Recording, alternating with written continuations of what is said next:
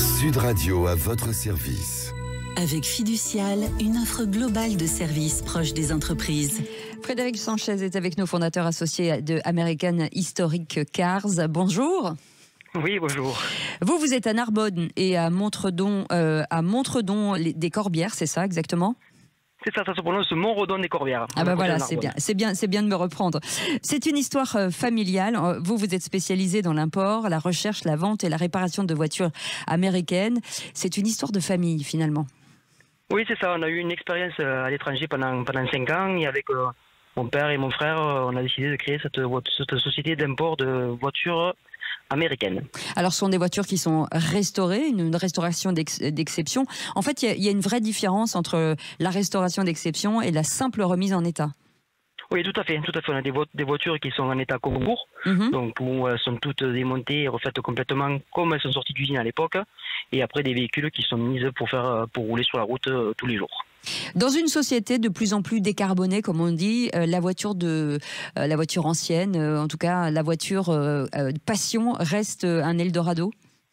Oui, tout à fait. Il y a encore beaucoup de personnes qui sont intéressées par les voitures de collection. Déjà, certaines qui font du placement financier et ensuite d'autres qui sont passionnées par les voitures anciennes américaines. Donc, on a un marché quand même qui est relativement porteur actuellement. C'est quoi les plus sollicités aujourd'hui, les marques ou les modèles ? On va dire actuellement, il y a beaucoup de personnes qui viennent au garage pour des Ford Mustang anciennes, mais après, on a aussi tout ce qui est vieux, petit pick-up des années 50 qui plaisent beaucoup, donc tout ce qui est Ford et Chevrolet.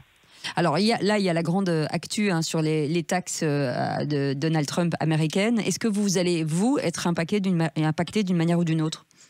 Alors, on va être impacté parce qu'on a beaucoup de pièces qui arrivent des États-Unis qui sont fabriquées dans des pays qui sont frontaliers avec les États-Unis, donc le Mexique, le Canada.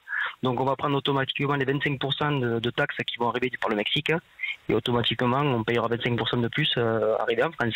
Ça veut dire que ça va ralentir le marché ? Ça veut dire que ça va coûter un peu plus cher de réparer des voitures. Parce qu'il faut imaginer qu'une voiture en entretien, une voiture américaine, les pièces ne coûtent pas très très cher. Donc du coup là, ça va augmenter un petit peu le coût. Que vous allez devoir répercuter à partir de quand ? Mais pour le moment, on a encore du stock. On avait fait du stock de pièces, donc on a pas mal de stock. Mais je pense que dans les mois à venir, on sera obligé de répercuter. On va voir ce que font nos fournisseurs déjà et on répercutera sur nos clients dans les mois à venir. Est-ce que sur les grandes évolutions réglementaires, vous êtes sur le patrimoine roulant, est-ce qu'aujourd'hui vous trouvez finalement que le gouvernement vous aide assez ? Est-ce que vous vous sentez soutenu ? Oh, pas du tout, parce qu'avec les nouvelles taxes pollution, écotaxes qui sont sorties pour les véhicules récents, ça va complètement ralentir ou même arrêter la vente de véhicules de luxe ou à forte consommation de CO2. Comment vous voyez l'avenir, vous, en tout cas pour votre activité ? Alors nous, sur les voitures de collection, on va dire qu'on est sur un marché qui est assez porteur, mais par contre sur les véhicules récents, ça va être beaucoup plus compliqué. Ça veut dire que vous pouvez imaginer d'arrêter les voitures neuves, entre guillemets ? Mais alors l'entretien non, mais par contre oui, l'importation, effectivement, c'est des questions qu'on se pose actuellement de savoir si on continue à faire de l'import de véhicules récents. Il y a un marché qui est important. Ça représente quoi en fait ce marché de la voiture d'occasion, en tout cas de la voiture de collection chez vous ? Bon, nous on est vraiment en progression annuellement, c'est-à-dire qu'on a augmenté nos imports à peu près une dizaine de % par an. Donc ça fait la société 4 ans qu'elle existe. Donc c'est-à-dire que là on a augmenté à peu près de 40% par rapport au début. Donc le marché, quand même, comme je disais tout à l'heure, est assez porteur. Mais par contre, sur les véhicules récents, le marché va être à l'arrêt et ça va être très compliqué. En tout cas, merci d'avoir répondu à nos questions, Frédéric Sanchez, fondateur associé de American Historic Cars. Merci beaucoup. À très vite. À très vite. Merci beaucoup. Sud Radio à votre service.